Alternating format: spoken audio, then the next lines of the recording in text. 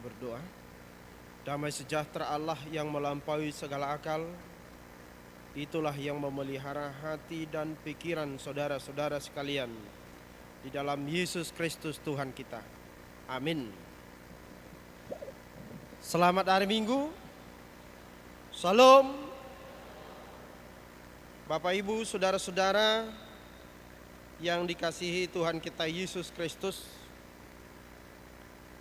Hari ini kita disapa firman Tuhan lewat Injil Yohanes pasalnya yang ke-6 ayat 1 sampai dengan ayat 15, dan saya akan bacakan untuk kita Injil Yohanes pasal 6 ayat 1 sampai dengan ayat 15. Demikian firman Tuhan.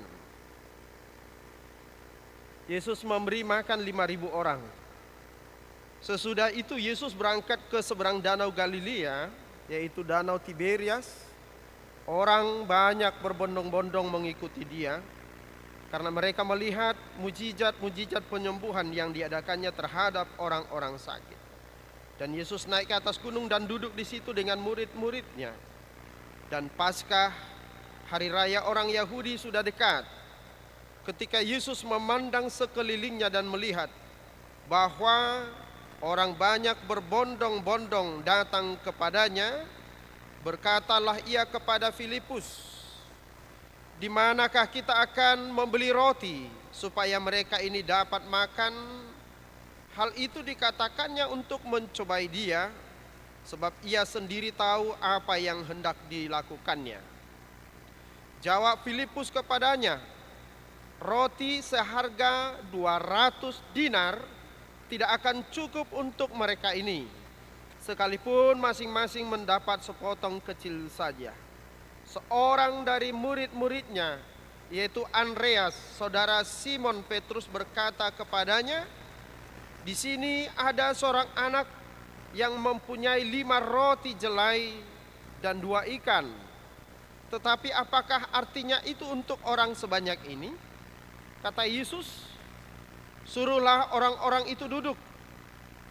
Adapun di tempat itu banyak rumput, maka duduklah orang-orang itu, kira-kira 5.000 laki-laki banyaknya. Lalu Yesus mengambil roti itu, mengucap syukur dan membagi-bagikannya kepada mereka yang duduk di situ. Demikian juga dibuatnya dengan ikan-ikan itu sebanyak yang mereka kehendaki. Dan setelah mereka kenyang, ia berkata kepada murid-muridnya, "Kumpulkanlah potongan-potongan yang lebih supaya tidak ada yang terbuang." Maka mereka pun mengumpulkannya dan mengisi 12 bakul penuh dengan potongan-potongan dari kelima roti jelai yang lebih setelah orang makan. Ketika orang-orang itu melihat mujizat yang telah diadakannya, mereka berkata, "Dia ini adalah benar-benar nabi yang akan datang ke dalam dunia."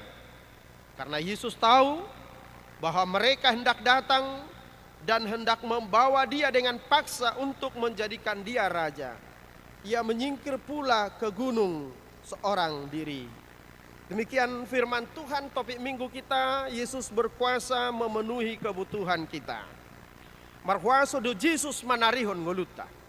Bapak Ibu saudara-saudara, nas kita hari ini adalah tanda yang keempat, tanda mujizat yang keempat setelah Yesus melakukan perkara mujizat yang pertama, yaitu dalam perkawinan di Kana. Air menjadi anggur. Bapak Ibu saudara-saudara, Alkitab mencatat bahwa mujizat yang dimaksudkan adalah sebuah tanda. Sekali lagi, sebagai tanda. Itu artinya apa? Bahwa fokus daripada naskotbah kita hari ini bukan hanya untuk mengharapkan mujizat Tuhan.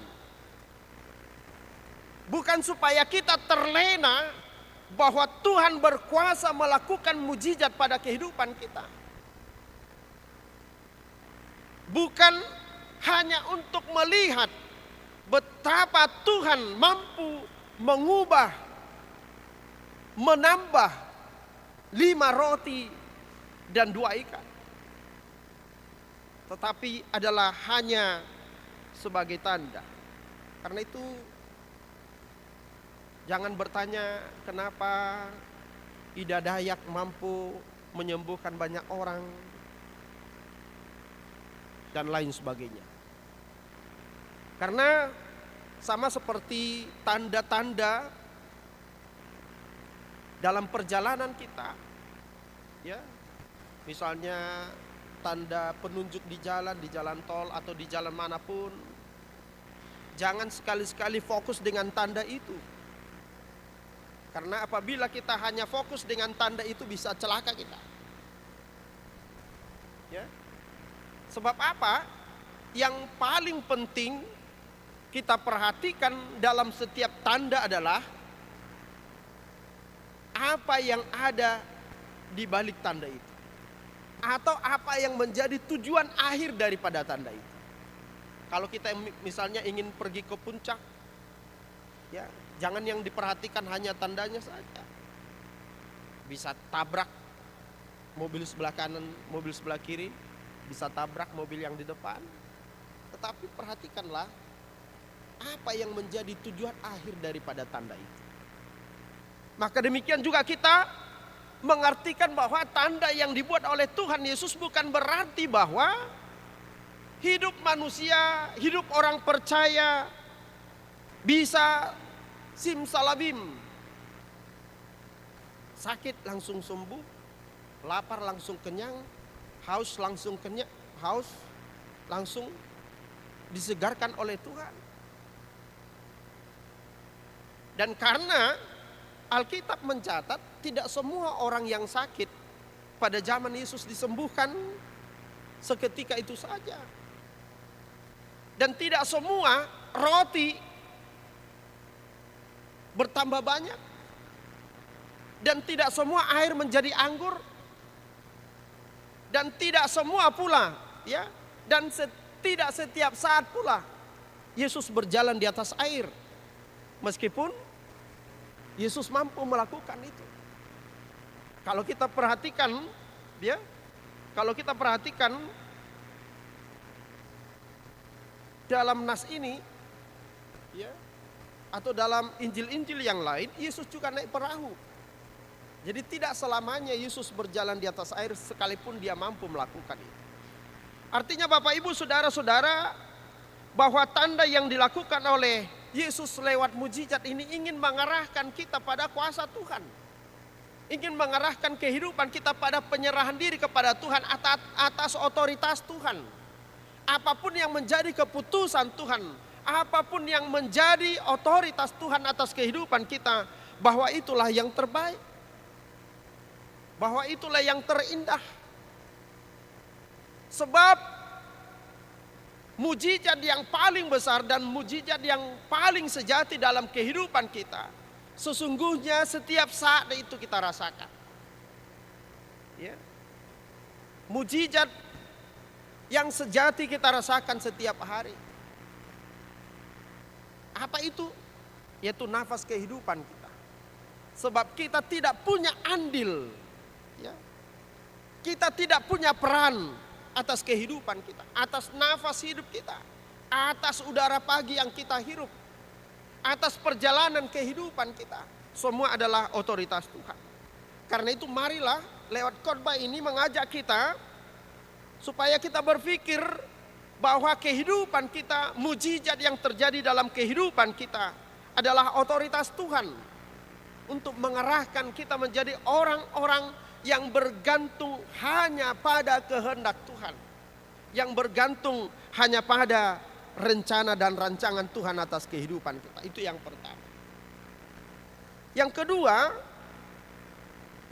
apakah kita mengikut Yesus karena Yesus itu penting bagi kita? Atau sebaliknya, kita mengikut Yesus karena kita punya kepentingan atas Dia? Bapak Ibu Saudara-saudara, nas ini mengatakan bahwa ada banyak orang yang sangat terpesona dengan kuasa Yesus, kuasa penyembuhannya, kuasa mujizatnya, dan lalu mereka berbondong-bondong mengikut Yesus. Tetapi Alkitab mencatat bahwa orang banyak itu datang kepada Yesus hanya ingin memuaskan hasrat mereka. Mereka hanya ingin mendapatkan keuntungan jasmania dari Yesus. Mereka ingin supaya penyakit mereka segera sembuh. Mereka ingin supaya Tuhan melakukan mujizat atas kehidupan mereka. Sama halnya seperti murid-murid. Mereka mengikut Yesus bukan karena mereka beriman kepada Yesus. Mereka mengikut Yesus bukan karena Yesus penting bagi mereka. Itu sebabnya ketika Yesus ditangkap dan disalibkan, banyak orang yang menghindar. Bahkan murid-muridnya sendiri, yaitu Petrus, menyangkal Yesus. Itu artinya apa? Bahwa ada banyak orang yang berbondong-bondong yang datang kepada Yesus. Bahkan murid-murid Yesus datang kepada Yesus, yang menjadikan Yesus itu sebagai kebutuhan mereka, menjadikan Yesus itu sebagai kepentingan mereka. Karena itu tatkala kepentingan mereka tidak terpenuhi, mereka meninggalkan Yesus. Karena itu Bapak Ibu Saudara-saudara, lewat firman Tuhan ini kita diajak bagaimana kita benar-benar mengikut Yesus. Karena tidak ada yang lebih berharga, tidak ada yang lebih penting daripada Yesus dalam kehidupan kita. Menjadikan Yesus prioritas dalam kehidupan kita dibandingkan yang lain. Bapak Ibu Saudara-saudara, tentu Yesus juga tahu apa yang menjadi motivasi orang banyak itu. Mereka ingin melihat mujizat Yesus. Mereka mengikut Yesus karena mereka punya kepentingan. Tetapi Yesus tidak pernah memperhitungkan itu. Kalau dalam naskah yang lain, dalam Markus 6 ayat 34, ketika banyak orang yang berbondong-bondong datang kepada Yesus, lalu tergeraklah hati Yesus dengan belas kasihan. Sekalipun Yesus tahu bahwa motivasi orang banyak itu datang kepadanya, itu ibarat pepatah ada udang di balik batu. Karena mereka punya kepentingan jasmania, kepentingan duniawi. Tetapi Yesus tetap menaruh belas kasihan kepada mereka. Dan karena itu Yesus bertanya kepada murid-muridnya. Karena melihat, memperhatikan orang banyak ini, kita bayangkan kalau orang berkumpul kurang lebih 15.000, harus gedung 3 kali, berapa kali ya? Kalau ini 500 kapasitas, berarti harus ada 30 kali lebih besar dari gereja ini, tempat untuk berkumpul 15.000 orang. Alkitab berapa katakan tadi? Berapa ribu? 5.000. Hanya laki-laki, belum termasuk para perempuan di situ. Kalau masing-masing seperti orang Batak pergi ke pesta bawa istri, berarti kali 2, 10.000. Bawa anak lagi masing-masing 1, berarti kali 3 ada 15.000. Kita bayangkan ada 15.000 orang yang sedang menantikan mujizat Yesus ketika itu, yang sedang mengikut Yesus ketika itu. Dan Yesus tahu bahwa orang banyak itu sudah mulai kelaparan. Yesus tahu bahwa orang banyak itu mulai kelelahan mengikuti Dia. Sebab kemanapun Yesus pergi, mereka datang ke sana. Lalu Yesus berkata, bagaimana kita mendapatkan roti, mendapatkan makanan untuk memberi makan orang sebanyak ini? Itu pertanyaan Yesus. Karena itu firman Tuhan ini mau mengajarkan kita bahwa kekhawatiran sesungguhnya tidak ada dalam kamus orang percaya. Sebab Yesus selalu tahu dan sebab Yesus selalu mengerti apa yang menjadi kebutuhan, apa yang menjadi keperluan, apa yang paling penting bagi orang-orang yang mengikuti Dia. Karena itu Yesus bertanya kepada Filipus, kepada murid-muridnya, kemana kita bisa menemukan, mendapatkan roti, mendapatkan makanan untuk memberi makan sebanyak ini? Lalu dalam ayat 7 Filipus berkata, bagaimana kita mendapatkan roti dan harus membutuhkan uang berapa dinar tadi dikatakan? Dalam ayat 7, 200 dinar. Pada saat itu 1 dinar sama dengan gaji 1 orang 1 hari. Itu artinya Filipus mau berkata, Yesus, bagaimana mungkin saya harus memberikan gaji saya 7 bulan untuk memberi makan semua orang banyak ini? Bagaimana mungkin saya memberikan, bagaimana mungkin saya mengorbankan gaji saya 7 bulan untuk berbagi dengan orang banyak ini supaya mereka juga turut makan?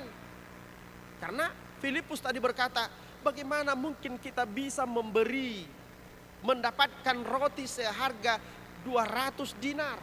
Berarti gaji 200 hari. 200 hari itu sama dengan kurang lebih 7 bulan. Jadi kalau bahasa Medan ini, Filipus mengaleseng ini kepada Yesus. Bagaimana caranya? Bagaimana mungkin saya rela memberikan gaji 7 bulan untuk berbagi dengan orang sebanyak ini? Tetapi firman Tuhan berkata, Yesus hanya mencobai Filipus. Sebab Yesus sesungguhnya tahu apa yang harus dia lakukan. Sekali lagi, Yesus hanya mencobai. Dengan bertanya, Yesus hanya ingin mencobai Filipus. Karena sesungguhnya Yesus tahu apa yang harus dia lakukan. Karena itu Bapak Ibu Saudara-saudara, jangan seperti Filipus ingin mengajari Yesus. Dalam kehidupan kita, dalam usaha kita, kita tidak perlu mengajari Yesus apa yang harus dia lakukan untuk memberkati keluarga kita. Kita tidak perlu mengajari Yesus apa yang harus dia lakukan untuk membimbing anak-anak kita.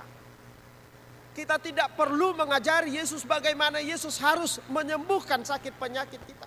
Bagian kita adalah sebagai orang tua mendidik, mengajari anak-anak itu sebaik mungkin. Selebihnya biarkan itu menjadi urusan Tuhan. Jangan habiskan waktu hanya untuk mengkhawatirkan mereka, tetapi tidak pernah mendoakan mereka. Kita tidak perlu mengajari Yesus tentang apa yang menjadi keinginan dalam jabatan, dalam pekerjaan kita sebagai karyawan, sebagai pegawai. Yesus tahu apa yang harus dia berikan kepada kita. Bagian kita adalah melakukan tugas tanggung jawab kita sebaik-baiknya sebagai orang percaya. Kita tidak perlu mengajari Yesus tentang usaha kita, tentang bisnis kita. Karena Yesus tahu bagaimana caranya ia memberkati usaha kita. Bagian kita adalah bekerja, berusaha, dan berdoa. Dan kita lihat Bapak Ibu Saudara-saudara, Yesus tidak membutuhkan, Yesus tidak memerlukan talenta-talenta yang besar. Yesus tidak membutuhkan roti yang banyak. Yesus tidak membutuhkan ikan yang banyak. Yesus tidak membutuhkan orang yang berkuasa, orang yang kaya.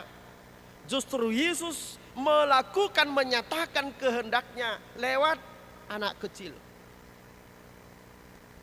Andreas berkata kepada Yesus, Guru, di sini ada seorang anak yang memiliki 5 roti dan 2 ikan. Barangkali ketika anak itu pamit dari rumah kepada mamanya, lalu mamanya berikan dia bekal atau bontot, ya. Dimasukkan roti 5 ke situ dan 2 ikan. Sekali lagi, Yesus tidak mencari talenta-talenta yang besar untuk menyatakan kehendaknya, untuk menyatakan rencananya. Justru Yesus memakai seorang anak kecil yang hanya memiliki sesuatu yang sangat terbatas. Tetapi lihat bahwa 15.000 orang bisa dikenyangkan hanya lewat anak kecil, hanya lewat milik yang sangat terbatas. Itulah mujizat. Karena itu Bapak Ibu Saudara-saudara, jemaat yang dikasihi Tuhan kita Yesus Kristus, bagaimana kita bisa menjadi saluran berkat? menjadi berkat bagi orang lain. Tidak perlu menunggu harus berlimpah dulu baru menjadi berkat bagi yang lain. Sebab Tuhan memanggil kita bukan pada apa yang belum kita raih. Tuhan meminta daripada kita bukan dari apa yang kita tidak miliki, tetapi kita memberi dari apa yang kita miliki. Saya sedikit agak tergugah dengan sosialisasi dari ketua panitia pembangunan tadi, dikatakan begini kalimatnya. Diharapkan bahwa setiap jemaat HKBP Ciputat membuat janji imannya minimal 2 juta per kepala keluarga. Tetapi catatan di bawah, apabila ada jemaat yang merasa kesulitan, silahkan disampaikan kepada majelis, kepada Parhalado, kepada Sintua. Artinya tidak semua dipaksa harus 2 juta. Tetapi yang memperoleh banyak, memberi lebih banyak. Yang memperoleh sedikit, memberi lebih sedikit. Sehingga yang banyak tidak berkelebihan dan yang sedikit tidak berkekurangan. Bahwa itulah mujizat persekutuan. Bahwa itulah mujizat persaudaraan. Di mana yang memiliki yang banyak bisa berbagi dengan yang kecil. Sehingga yang kecil juga tidak merasa kekurangan di antara orang-orang yang banyak. Bayangkan, jika saya berada di rumah yang sangat kecil, lalu tetangga saya punya rumah yang besar-besar dan gedong-gedong, mereka hanya membuang sampah dari jendela mereka lalu sampai jatuh ke atap rumah saya. Tetangga yang di sebelah kiri juga begitu. Mereka membuang sampah dari rumahnya, akhirnya rumah saya akan tertutup sampah tanpa pernah mendapatkan berkat daripada mereka. Jika orang yang mendapatkan banyak tidak bisa berbagi dengan orang lain yang merasa kecil, dia tidak layak menjadi saluran berkat. Karena itu Bapak Ibu saudara-saudara jemaat yang dikasihi Tuhan kita Yesus Kristus, sekali lagi Tuhan memanggil kita dari berkat yang kita terima, supaya apa yang menjadi kehendak Tuhan, apa yang menjadi rencana Tuhan bisa terjadi, bisa terlaksana. Bapak Ibu saudara-saudara, karena itu firman Tuhan ini mengajak kita supaya kita berdoa, Tuhan, inilah saya dengan segala keterbatasan saya, dengan segala kekurangan dan kelemahan saya. Jika Tuhan berkenan, pakailah saya. Karena talenta tidak hanya berbicara tentang uang, tetapi berbicara juga dengan pikiran kita. Bagaimana pikiran kita bisa memberi yang terbaik buat gereja ini. Tuhan tidak hanya, nas ini tidak hanya berbicara tentang uang, tetapi juga berbicara tentang tenaga dan kekuatan kita. Bagaimana lewat talenta yang Tuhan berikan dalam kehidupan kita, kita boleh melayani Tuhan. Yang berikutnya, bagaimana cara Tuhan, bagaimana cara kita menikmati pemeliharaan Tuhan. Ini terkait dengan topik minggu kita hari ini. Bagaimana cara menikmati pemeliharaan Tuhan dalam kehidupan kita. Bapak Ibu, barangkali kita masih ingat tadi nas kita dalam epistel, yaitu 2 Samuel pasal 11 ayat 1 sampai dengan ayat 15. Yaitu kisah tentang seorang raja yang berkuasa, yang punya segalanya, yaitu Daud. Tetapi masih menginginkan istri anak buahnya, istri prajuritnya, sehingga dia melakukan dosa yang sangat besar. Daud itu adalah presentasi dari orang-orang yang punya segalanya, punya kuasa, punya harta, punya pangkat, punya jabatan, punya segalanya, tetapi masih menginginkan apa yang dimiliki orang lain. Karena apa? Bukan karena kekurangan maka orang menjadi serakah, tetapi karena tidak tahu bersyukur. Memang kalau kehendak hati, hasrat kedagingan kita penuhi sampai dunia ini juga menjadi milik kita, kita tidak akan pernah merasa cukup. Karena Pengkhotbah 1 ayat 8 mengatakan, mata tidak pernah kenyang melihat, telinga tidak pernah puas mendengar. Apa yang kita lihat sekalipun kita sudah miliki, Apabila orang lain miliki juga, kita ingin memiliki dia. Dan yang kedua, bahwa terkadang yang haram-haram itu sedikit terlihat lebih nikmat, lebih enak. Seharusnya Daud punya kuasa untuk mendapatkan perempuan secantik apapun. Maaf ya kepada para kaum perempuan, kaum Hawa. Karena Daud punya kuasa, sebenarnya dia punya kuasa. Dia mampu mengambil, mencari perempuan secantik apapun di tengah-tengah Israel. Tetapi dia tidak melakukan itu. Dia malah melihat istri Uria yang sangat lemah, yang sangat kecil itu. Bahkan membunuh Uria dengan sangat kejam, dengan sangat sadis untuk mendapatkan istrinya. Karena itu kalau kita menghitung dengan hukum Taurat, Daud sudah melanggar banyak dari hukum Taurat. Dia berzina, dia mencuri, dia membunuh, dia berdusta, dia mengingini milik orang lain. Karena apa? Karena hidupnya tidak merasa cukup sekalipun dia memiliki segalanya. Karena itu pelajaran yang sangat berharga lewat firman Tuhan ini, Bapak Ibu Saudara-saudara, kita masih mengingat apa yang diajarkan oleh guru-guru sekolah minggu, nyanyian hati-hati gunakan matamu, hati-hati gunakan tanganmu. Karena apa? Karena mata itu adalah pintu bagi dosa dan pintu bagi kebenaran. Kalau kita ingat dalam Kejadian pasal 3 tentang kejatuhan manusia ke dalam dosa, terkhusus ayat 6 dikatakan, lalu perempuan itu melihat bahwa buah pohon itu sangat indah, sangat menarik hati dan sangat lezat kelihatannya. Lalu dia mengambilkan buah itu, lalu dia makan, lalu dia berikan kepada suaminya. Begitupun Daud tadi ketika dia melihat istri Uria yang cantik itu, yang sedang mandi itu, lalu dosa dari mata turun ke hati. Jadi bukan hanya cinta yang dari mata turun ke hati, dosa juga dari mata turun ke hati. Karena itu dalam Amsal 4 ayat 23 dikatakan, jagalah hatimu dengan segala kewaspadaan, karena dari situlah terpancar kehidupan. Bagaimana menjaga hati ini supaya tetap murni, supaya tetap suci, supaya tetap putih? Jaga mata. Karena itu Yesus ingatkan dalam Matius 18 ayat 9 dikatakan begini, jika engkau berdosa karena matamu, cungkillah matamu itu. Lebih baik engkau tidak punya mata tapi masuk surga, daripada memiliki mata yang lengkap tetapi masuk neraka. Karena itu Bapak Ibu Saudara-saudara, bagaimana kita cara menikmati, bagaimana kita cara merasakan pemeliharaan Tuhan dalam hidup kita?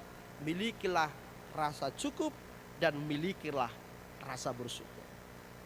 Karena kebahagiaan bukan datang ya, karena rasa syukur bukan datang dari keberlimpahan, tetapi rasa syukur itu datang dari rasa cukup. Dan jangan pernah membandingkan dirimu dengan orang lain. Pernah suatu ketika seorang istri, ketika suaminya pulang, istrinya berkata kepada suaminya, Pipi, aku pengen loh kayak tetangga kita, katanya. Suaminya bilang, emang tetangga kita kenapa rupanya? Lihatlah istrinya jalan-jalan, jeleng-jelong ke sana, jeleng-jeleng ke sini, healing-healing kemana-mana. Aku kapan ya, kata istrinya. Suaminya diam saja. Besoknya istrinya berkata lagi, Pipi, aku pengenlah kayak tetangga kita itu. Kenapa lagi ini dalam hati suaminya? Lalu istrinya berkata, lihatlah suami kita itu, tetangga kita udah punya mobil baru lagi. Suaminya diam saja. Besoknya lagi istrinya berkata, Pipi, ternyata tetangga kita itu udah mau pindah. Kenapa emang mau pindah? Karena mereka udah beli rumah baru lagi di kompleks elit sana. Besoknya dalam hati suaminya tunggu tanggal mainnya. Besoknya begitu dia pulang, dia dengar kabar tetangganya itu punya istri baru lagi. Lalu dia panggil istrinya saat dia pulang. Mi, sebentar saya mau bilang sesuatu. Lalu suami berkata, Mi, ternyata aku pun pengen seperti tetangga kita. Istrinya bilang, emang kenapa, Pi? Kita mau beli mobil baru, kita mau beli rumah baru, kita mau jalan-jalan, healing-healing. Iya, semua itu. Kita beli mobil baru, kita mau beli rumah baru, kita mau pergi keliling dunia. Tapi mama tahu nggak, satu lagi tetangga kita nggak tahu, Mi. Rupanya tetangga kita juga udah punya istri baru loh. Terus maksud papa gimana? Mau punya suami baru? Karena itu Kidung Jemaat mengatakan begini, jika engkau memandang harta orang lain, ingatlah bahwa kasih Tuhan yang lebih permai. Jika kita memandang apa yang dimiliki orang lain yang belum kita miliki, kuasa, kekayaan, dan apapun itu, ingatlah bahwa kita memiliki harta yang paling besar, harta yang paling berharga, yaitu bahwa Tuhan Yesus mengasihi kita. Maka marilah menjadi orang-orang yang senantiasa bersyukur, menikmati pemeliharaan Tuhan dalam kehidupan kita. Tuhan pasti mengatur hidup kita seturut dengan kehendak-Nya. Amin, kita berdoa. Terima kasih Tuhan, firman-Mu yang telah menguatkan kami kembali dan menuntun kehidupan kami untuk hidup seturut dengan kehendak Tuhan. Kami percaya bahwa Tuhan senantiasa pelihara hidup kami dan mengatur, memberikan yang terbaik bagi kehidupan kami seturut dengan kehendak-Mu. Ya Bapa di sorga, berangkatkan kami, berangkatkan seluruh jemaat-Mu Tuhan untuk kembali kepada kehidupan kami dalam usaha, pekerjaan kami, merawat, membimbing, menuntun, memelihara anak-anak kami. Sebab kami percaya Engkau peduli dengan kami, Engkau pelihara hidup kami dengan segala berkat kasih-Mu. Kami akan bersuka cita kembali dari rumah-Mu yang kudus ini dengan senantiasa bersyukur dan bersyukur. Dalam nama Yesus. Amin. Kita persiapkan persembahan kita seraya kita bernyanyi.